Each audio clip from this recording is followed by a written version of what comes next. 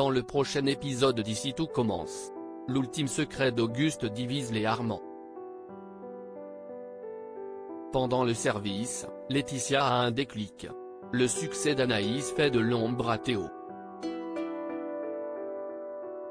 Attention, les paragraphes qui suivent contiennent des spoilers sur l'épisode d'Ici tout commence diffusé mardi soir sur TF1. Si vous ne voulez rien savoir, ne lisez pas ce qui suit. Mardi 25 juillet dans Ici tout commence. L'ultime secret d'Auguste divise les Armands. Contrairement à Jasmine, Axel et Lionel ont des doutes sur Rose suite au dernier enregistrement qu'ils ont écouté. Plus tard, Axel avoue à Richard que Louis est au courant pour les audios, mais qu'il n'a plus de soupçons envers lui. En revanche, il a désormais des soupçons sur Rose, qui tenait Auguste pour responsable de la mort de sa mère. Richard encourage Axel à en savoir davantage à ce sujet. Ils réécoutent l'audio ensemble pour trouver un moyen de faire parler Rose. Afin de toucher sa demi-sœur en plein cœur, Axel cuisine le dessert préféré de sa mère. Rose est intriguée car Auguste n'en parlait jamais. Elle se demande comment Axel peut connaître un détail aussi intime. Axel en profite pour l'interroger sur la relation entre Auguste et Brigitte. Bouleversée, Rose refuse d'en parler. Quand Axel insiste, elle s'emporte contre lui, puis s'en va. Jasmine la retrouve au bord des larmes, à l'extérieur du restaurant. Elle s'assure que tout va bien. Rose avoue qu'elle trouve le comportement d'Axel étrange. Jasmine la met alors dans la confidence à propos des enregistrements et de la théorie sur l'empoisonnement d'Auguste. Rose met aussitôt Clotilde au courant. Toutes deux confrontent Axel, surprise de découvrir que Louis était déjà dans la confidence. Les sœurs Armand déclarent que les soupçons d'Axel sont infondés. Louis souligne toutefois que Rose a déjà tué quelqu'un et qu'elle aurait capable de recommencer. Mais cette dernière se défend. Clotilde affirme que cette théorie d'empoisonnement n'a aucun sens. Après quoi, Clotilde interroge Richard pour connaître ses véritables motivations. Elle cherche à savoir pourquoi il essaye de mettre dans la tête d'Axel qu'un des enfants d'Auguste aurait pu le tuer. Elle raconte qu'elle aurait été au courant d'un empoisonnement car elle était présente quand son père est mort. Richard rétorque qu'il n'y a jamais eu d'autopsie.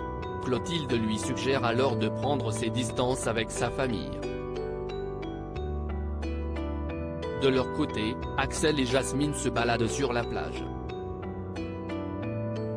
La jeune fille avoue à son petit ami que c'est elle qui a parlé à Rose des enregistrements d'Auguste. Axel ne lui en veut pas. Il envisage d'ailleurs d'écouter le reste des audios avec son frère et ses sœurs pour apaiser les tensions. Pendant ce temps, Clotilde et Rose fouillent la chambre d'Axel à la recherche de la clé USB contenant les audios d'Auguste. Clotilde craint qu'elle ne tombe entre de mauvaises mains. Quand elle finit par la trouver, elle décide même de la détruire.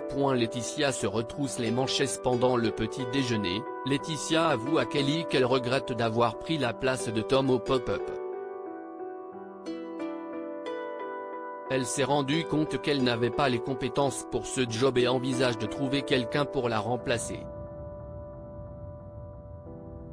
Kelly lui confie alors que Zachary s'est pris un coup de pression la veille par la chef Guinaud et qu'il l'a défendu en se portant garant. Touchée, Laetitia décide de se remonter les manches. Elle arrive en avance au pop-up et en profite pour être totalement honnête avec son compagnon. Elle lui parle notamment de son deal avec Tom. Laetitia ajoute qu'elle était vexée par les propos de Zachary et qu'elle souhaitait vraiment lui prouver le contraire, mais elle s'est rendue compte qu'elle n'était pas la personne adéquate pour le job. Zachary relativise, soulignant son bon rapport avec le client et la totale confiance qu'il lui porte. Laetitia saisit donc sa deuxième chance. Pendant le service, Laetitia s'en sort très bien. Zachary lui fait remarquer la présence de Claire au comptoir. Laetitia s'approche donc de la chef pour prendre sa commande. Inquiète pour son fils, cette dernière se sent incapable de choisir un plat sur la carte. Laetitia lui conseille de se laisser le temps d'y réfléchir en savourant un cocktail. Claire accepte sa proposition, puis lance un regard en direction de Zachary pour lui faire comprendre qu'il a eu raison de garder Laetitia. À la fin de la journée, Laetitia et Kelly se retrouvent chez elle, épuisées par le service. Laetitia avoue toutefois qu'elle s'est sentie comme un poisson dans l'eau et qu'elle aime réellement son job. Elle demande donc à sa fille de lui donner quelques cours de salle pour qu'elle puisse encore s'améliorer. Le succès d'Anaïs fait de l'ombre à Théo à l'Institut. Enzo et Salomé félicitent Anaïs pour l'article élogieux qui a été écrit sur elle. Grâce à cette publicité, la jeune femme a gagné de nombreux followers sur Instagram et reçoit désormais des candidatures pour rejoindre la brigade du double A. Théo, quant à lui, demeure enfermé. En cuisine, Anaïs ouvre le dialogue avec son petit ami. Ce dernier avoue qu'il n'aime pas être comparé à elle et admet être un peu jaloux des compliments qu'elle ne cesse de recevoir.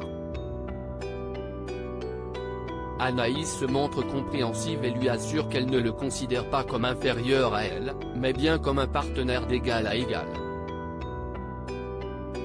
Pendant le service, un client demande à voir les chefs. Théo et Anaïs se rendent en salle. Le client les félicite pour leur travail, ayant notamment apprécié la dorade fumée, un plat de Théo, ainsi que les bouchées au gorgonzola, une création d'Anaïs.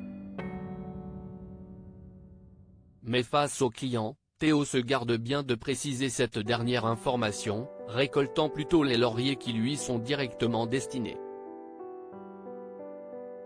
Après le service, Anaïs pointe du doigt la contradiction de son petit ami, qui se sent complexé quand elle reçoit tous les compliments, mais qui fait le coq dès qu'on le complimente.